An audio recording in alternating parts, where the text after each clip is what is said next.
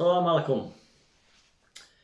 Not only I see in Islam, and especially when I couldn't reside in non-Arabic countries, uh, Islamophobia, I think it's caused not only by Kafirs but Muslims themselves.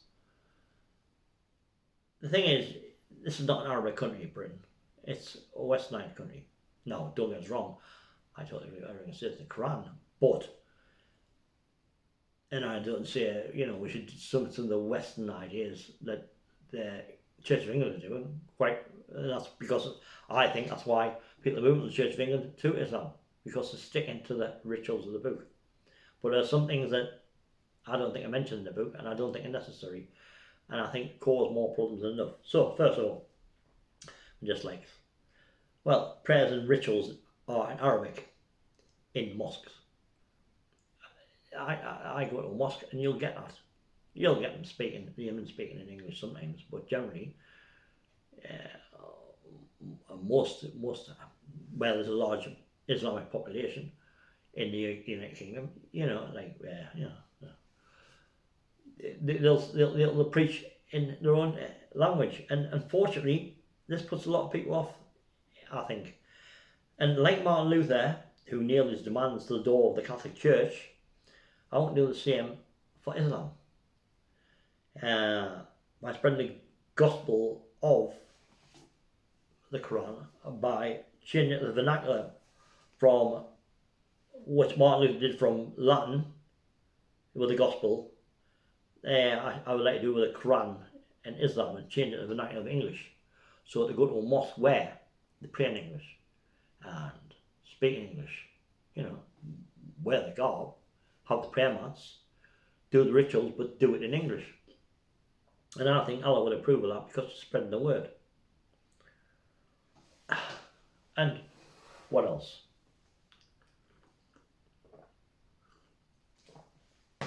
Slagging other Abrahamic religions. No one has battle between Christianity, Judaism, and Islam. And yet, they're all the same God. Fair enough. Jesus is recognised as a prophet in Islam, and Jesus is recognised as the Son of God in Christianity. However, everyone's the Son of God or the Son of Allah and the daughter of Allah. Well, that's true. So therefore, no one can really dispute that, But at the end of the day, he's just like everybody else. Yes, he was crucified and rose from the dead, but miracles happened with Arabs from the past as well. And Muhammad, peace be upon him. So, and Jesus and Noah and Mary and many others are mentioned in the Quran, which I don't think a lot of people know of in England or in the West. And again, this is down to natives and Muslims and Islamophobes and right-wing parties. And it's not ignorance or the fault of Muslims, but it's projecting a wrong image, especially young Muslims and many are apathetic and ignorant Inmams who want to cause trouble. And if it was in the vernacular, it would be, much better understood. Another thing I disagree with is Muslims using political power to discriminate. In a culture in people's countries like Canada, America, and especially the United Kingdom, cause more trouble than enough. And troublemakers like Sadiq Khan, he's a kafir. He's not Muslim. How can you be Muslim? You're supposed to gay rights and stuff like that. That's not Islamic. But the man's a dictator and needs to be removed now by force. It's necessary because the man is a maniac and is just turning everyone against Islam. And it's the same goes for the Scottish First Minister, another brainless fool who's got too much power on his head and doesn't understand that he's causing more Islamophobia and trouble than anything else. And of course we've got Jim Chowdhury, who just fuels hatred and should be locked up for the rest of his life as far as I'm concerned. The man's a fool and an idiot and causes more rises in right-wing parties and nationalism than anything else because the man's just anti-British and says so and threatens people all the time. And a few Inmams in some of the mosques in London do as well, and in Birmingham, Manchester. And this is it, we have Taliban type extremism, mainly from young Muslims and Inmams like the Green Lane Mosque, And these are all reported on by people like Leah Kans, Mia Chusi, Simon Webb, and the Lotus Eaters. But, until this is the government intervene or the people intervene, it's just going to cause more trouble for Islam and for innocent Muslims who just want to get on with integrating. I mean, I like, the fact that they love cats. Is Muslims love cats, and Muhammad, peace be upon him, had a cat, and as I say, cat daddy.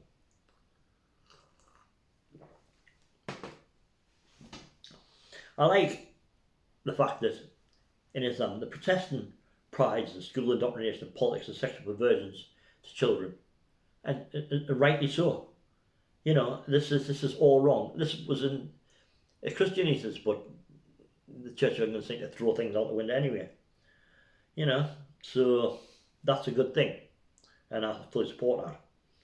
And what else I love is like Arabic art and architecture, and it's absolutely fabulous. I love to go to some of these mosques, especially in Africa and Asia and whatever, to see some of the, architecture and design, which is absolutely fabulous. And I also like male Islamic dress. The thobes in the summer, really cool, really, really nice. Now what women's attire, well, I'll come to in a minute. But beforehand, the BBC, the British Broadcasting Company, I like and dislike for a number of reasons. I dislike them for promoting homosexuality and transgenderism and trying to indoctrinate children by trying to change the history of the United Kingdom. The newest thing is that it was a black country originally. How shocking and disgusting that is. I mean, at the end of the day, you can go into the Quran, and I'll go to where is it? Surah 3, Al-Iman, 106. On there where some faces will be whitened and some faces will be blackened, and as for those faces that are being blackened, it will be said to be them, did you disbelieve after your profession of belief, and taste the punishment for that you disbelieved? There you go. And as for those whose faces have been whitened, in the mercy of Allah they dwell forever. But the BBC don't understand the Quran, but they think they do, but they don't. And they promote, mixed marriage. A lot of advertisers do that, and it's not on. It's like being half Jew, half Muslim, or half Muslim, half Christian, or half Christian, half Jew. But there you go.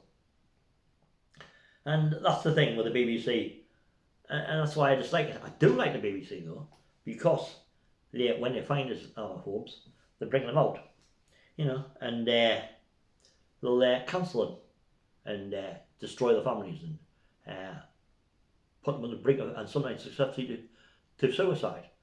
And that's the thing that the BBC do well. The researchers, investigators go in there, find Islamophobes and destroy them. So there you go. So there's two sides to the coin there. The BBC, wrong for promoting, perversions, but right for promoting the destruction of Islamophobes and everything against Islam in this country. And finally, women's attire. Now, we all know Islamic women should dress modestly. No hot pants or short skirts, or not in public anyway. But the thing is, the burqa, which I can't find any reference in the Quran or in any hadiths so far. And perhaps it was used for desert wear and desert storms. Black, however, for a girl, I don't know. But, the niqab, and, that's all right, I suppose. But the hijab, rather than the burqa and the niqab, it's like,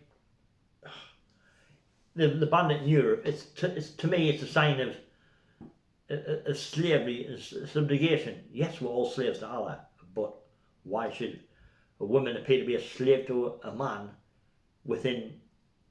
It's still within in the Quran. We have information on women, and you know, it's like, you know, there's a whole surah on it, but to me, you know, British men think, oh, she's we'll whip her, slap her, you know, she's just a piece of meat. And that's the impression that, you know, the British people and the westernized people get of how women are treated in Islam because of this attire, which is not necessary, and how any woman can think that looking through a slit to the rest of the outside world, especially in a Western civilized Western country, if you're living in it, where you see women in hot pants and short skirts, and they're looking through a gap, and even the men don't have anything like this, even Muslim men, what must they be thinking? And you know, in certain areas, like in Saudi and UAE, you know, women, you know, wear, you know, decent clothing, still modest, and yet go to Afghanistan and it's black burkas, and there's a big revolt at the minute, and I'm all for standing for, quite frankly, as a person, I'm claustrophobic anyway, so I couldn't wear one of these if I was a girl anyway.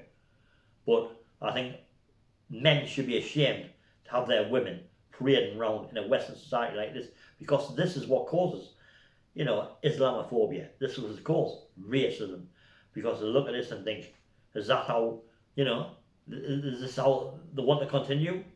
You know, it's got to be, this has got to be stopped. Quite frankly, I think it's absolute disgrace.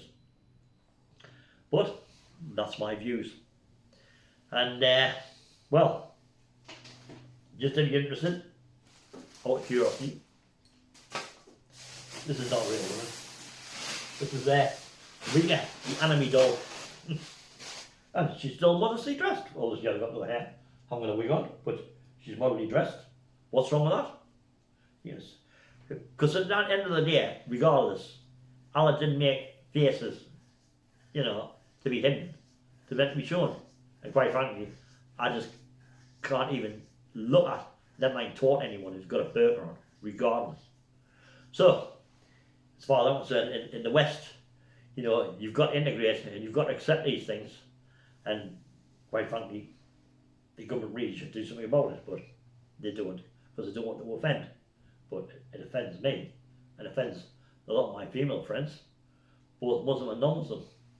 Anyway, that's my likes and dislikes. So yeah, I love art, I love cats, I love mosques, you know, I love the clothing the guys wear, and you know, it's there's the ins and outs and goods and bads of Islam.